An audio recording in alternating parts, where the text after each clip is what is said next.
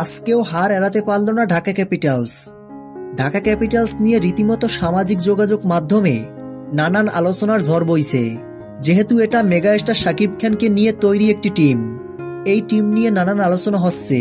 বর্তমানে এই টিমটি এখন পর্যন্ত জয় নিশ্চিত করতে পারেনি। প্রথম দিন গ্যালারিতে শাকিব খান উপস্থিত ছিলেন, তবে এর পরের ম্যাচ আজকে, তবে তাকে দেখা যায়নি আজকের ম্যাচেও। তবে এ বিষয়ে দলের কোচকেই দোষারোপ করা যায়, কারণ কোচ ঠিক নেই সেটা অনেকেই জানে। অন্যদিকে প্লেয়ার কম্বিনেশনও ঠিক নেই।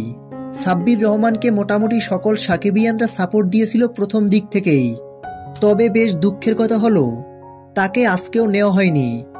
তবে সাব্বির রহমানও বেশ মন খারাপ করেছেন যখন কিনা শাকিব খানের দলে তার জায়গা হয়নি।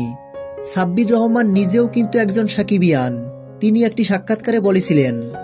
তো ভিউয়ার্স, সব মিলিয়ে আপনাদের মূল্যবান মতামত জানিয়ে দিন ভিডিওর নিচে কমেন্ট বক্সে কমেন্ট করে। ভিডিওটি ভালো লাগলে একটা লাইক দিয়ে ভিডিওটি বেশি বেশি শেয়ার করে দিন। ধন্যবাদ।